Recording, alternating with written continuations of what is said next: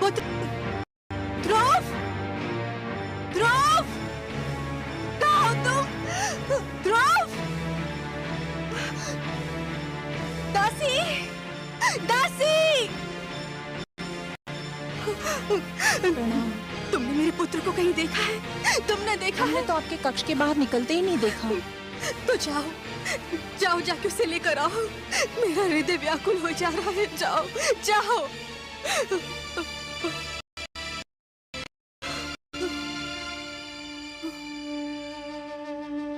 ध्रुव को अवश्य ढूंढ निकालेंगे। हाँ, मुझे महाराज के पास जाना चाहिए। मुझे महाराज के पास जाना चाहिए। क्षमा करें महारानी, किंतु आप महाराज से ना मिले तो अच्छा है। ना मिलो उनसे? क्यों ना मिलो उनसे? पता नहीं वो आपसे मिले भी या ना मिले। रानी सुरुचि भी उनके पास। रानी सुरुचि ने आपसे ना मिलने दिया तो आपको दुख होगा। संतान के खो जाने से बड़ा दुख और क्या हो सकता है? इससे बड़ा दुख मुझे और कोई क्या दे सकता है? महाराज ध्रुव के पिता हैं। मुझे उनसे मिलना ही चाहिए।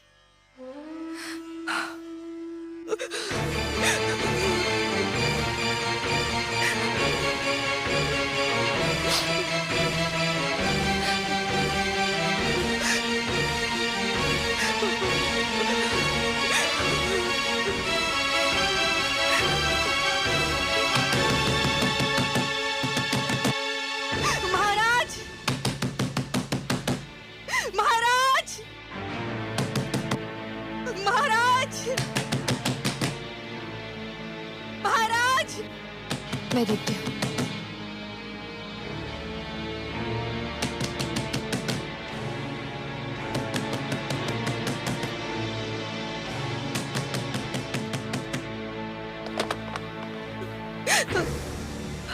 महाराज, महाराज। महारानी सुनीति, क्या बात है? क्या हुआ? महाराज, हमारा पुत्र ध्रुव। क्या हुआ पुत्र ध्रुव को? बहुत बड़ा अनर्थ हो गया। न जाने कहाँ चला गया हमारा पुत्र। न जाने कहाँ चला गया ध्रुव। चला गया? कहाँ चला गया? कहाँ चला गया होगा? अरे यहीं कहीं राजभवन में खेल रहा होगा। दासियों ने राजभवन का कोना कोना छान मारा है। उसका कहीं पता नहीं चला। महाराज, आप उसे ढूंढ निकालिए, नहीं तो मैं रो रो के अपने प्राण दे दूंगी। महारानी सुनीति, महाराज उसे कहाँ ढूंढेंगे? आपका पुत्र आपके पास था। महाराज को क्या पता कि वो कहाँ होगा? महाराज, मेरा सब कुछ छीन लीजिए, किंतु मेरा लाल मुझे लौटा दीजिए। एक उसी का तो सहारा था मुझे। उसी का मुख तो देख देख के जीती थी मैं। धीरज रखिए महारानी सुनीति। कैसे धीरज रखूं? कैसे धीरज रखूं? उसने कहा था कि वो भगवान विष्णु से मिलना चाहता है। मैं समझी कि वो बचपने में कह रहा है। भगवान विष्णु से मिलने? हाँ, आपसे मिलने के पश्चात वो बहुत उदास हो गया था। न जाने कहाँ भटक रहा होगा वो। अगर वो मुझे नहीं मिला ना, तो मैं आपको कभी भी क्षमा नहीं करूंगी। मैं आपको कभी भी क्षमा नहीं करूंगी। मैं आपको कभी भी क्षमा नहीं करूंगी। महारानी सुनीति, महारानी सुनीति, महारानी सुनीति, महारानी सुनीति, महारानी सुनीति मूर्छित हो गई हैं। जल्दी से जल लेकर आइए। आपको दिखाने के लिए ढोंग कर रही है। ये सब आडंबर है।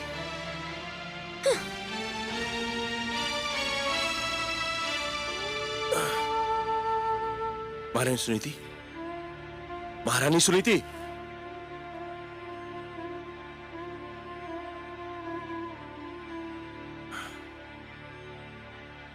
दासी, जल्दी से जल लेकर आओ। महारानी सुनीति,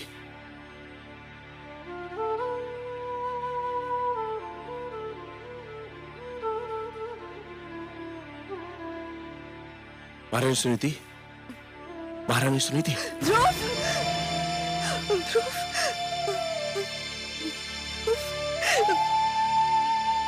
पुत्र ध्रुव, रोइए नहीं महारानी, रोइए नहीं।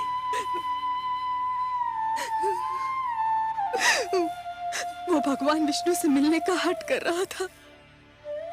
मुझे क्या पता था कि वो स्वयं ही चला जाएगा।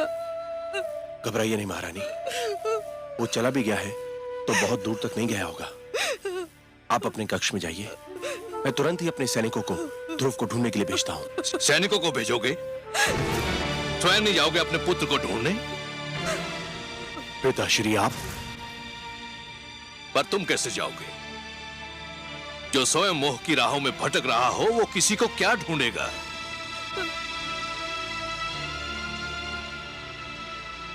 पिताश्री हाथ मत लगाओ मेरे चरणों को। तुम इस योग्य नहीं हो। तुम तो इस योग्य भी नहीं हो कि मैं तुम्हें अपना पुत्र कहकर पुकारूं।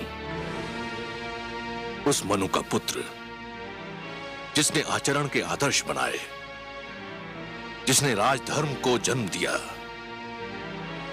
उसकी संतान का ऐसा पतन? धिक्कार है तुम पर। जिसके नाम पर धरतीवासी स्वयं को मानव कहकर धन्य हो।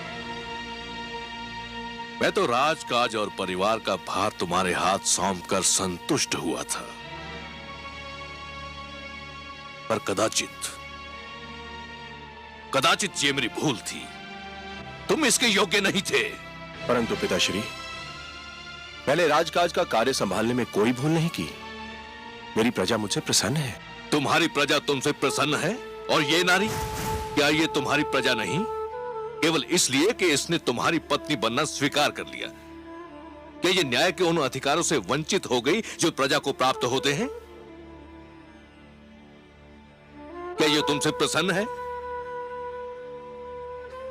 क्या अपराध किया था इसने जो इस गुणवंती के अधिकार छीनकर तुमने उस गुणहीन को दे दिए?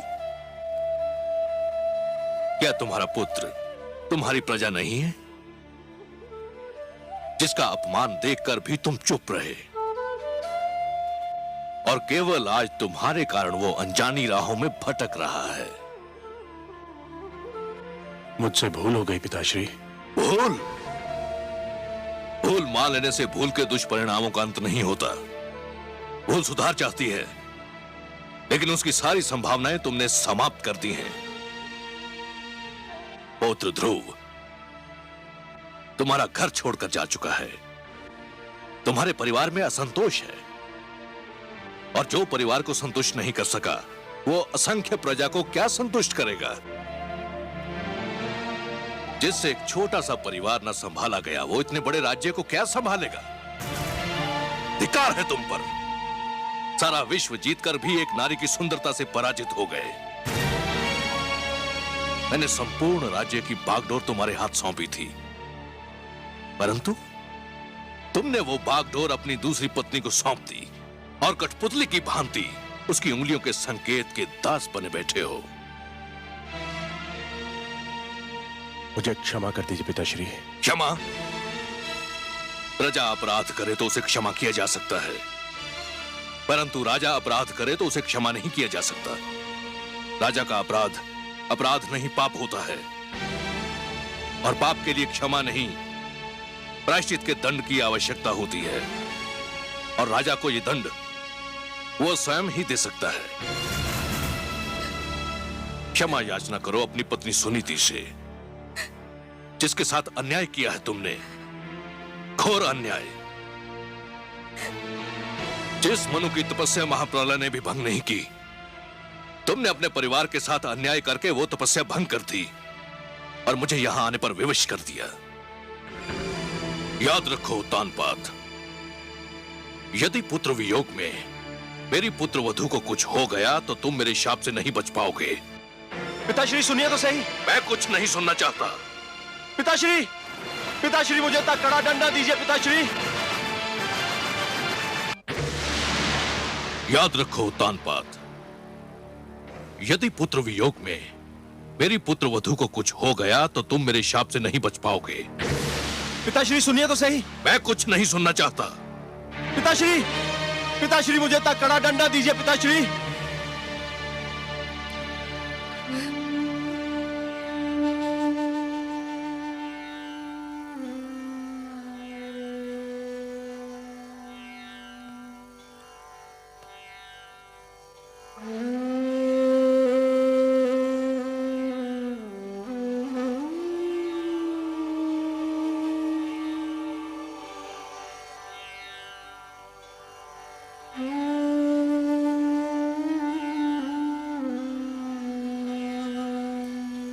आपने सत्य ही कहा पिताश्री। मैं ना तो अच्छा राजा बन सका, ना अच्छा पति, और ना ही अच्छा पिता। मुझे दंड मिलना ही चाहिए। और यह भी सत्य है कि राजा को दंड स्वयं राजा ही दे सकता है।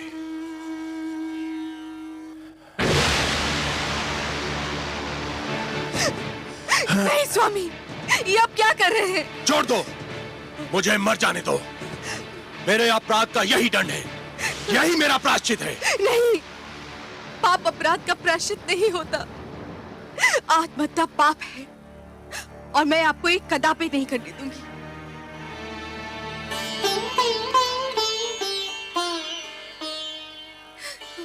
क्यों रोका मुझे? मुझे मर क्यों नहीं जाने दिया? क्यों रोका मुझे? मेरी आंखों से बहने वाले पुत्र वियोग के अश्रु को तो आप पोंछ ना सके। मेरी मांग का सिंदूर पोंछ देना चाहते थे। गोद सूनी हो गई, मांग भी सूनी कर देना चाहते थे। पुत्र के लौटने की तो मैं प्रतीक्षा कर सकती हूँ। आपको कुछ हो जाए तो मैं क्या करूंगी? तो फिर मैं क्या करूं? मुझ में तो इतनी शक्ति भी नहीं है कि तुमसे क्षमा याचना कर सकूं। ऐसा ना कहिए महाराज। जब ऐसा ही है तो ऐसा क्यों ना कहूं? दोष तो मेरा ही था और दंड तुम भोग रही हो। पिताश्री ने आकर मेरी आंखें खोल दी, पर दुख तो इस बात का है कि आंखें तब खुली जब समय बीत चुका था। वर्षा तब हुई जब खेती सूख चुकी थी। अब भी समय है महाराज। पुत्र ध्रुव अभी दूर तक नहीं गया होगा। तो फिर ठीक है, मैं स्वयं जाऊंगा अपने पुत्र की खोज में। मैं स्वयं खोजूंगा अपने पुत्र ध्रुव को।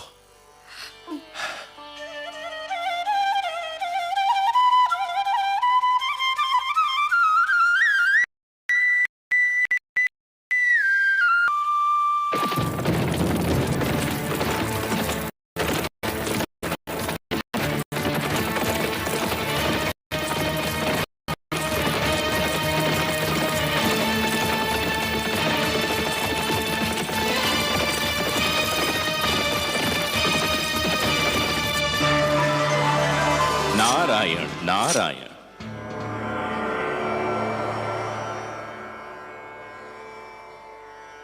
आज बहुत प्रसन्न दिखाई दे रहे हैं देवर्षि। प्रसन्न क्यों ना हूं सर्वेश्वर। धरती पर जब कोई अनुपम घटना घटती है तो मन इस प्रकार से खिल उठता है मानो बसंत बयार बहने से मधुबन। और आज तो मैंने वो दृश्य देखा जिसे देखकर मैं आनंद विभोर हो उठा। मुझे ज्ञात नहीं था कि कभी कभी किसी के कड़वे वचन भी कानों में अमृत रस घोल दिया करते हैं। तो अपनी प्रसन्नता हमसे नहीं बांटेंगे देवर्षि? आपसे क्या छिपा सकता हूं? आप तो विश्वव्यापी हैं।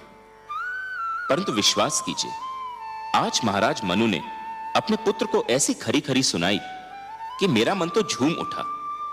उत्तानपाद पर सुरुचि की मोह माया का जो रंग चढ़ा हुआ था वो तो ऐसे उतर गया जैसे बरखा की बौछार पड़ने से वृक्ष पे जमी धूल उतर जाती है। मनु ने वही किया जो एक परिवार के सर्वे सर्वा को करना चाहिए था। नई पीढ़ियां जब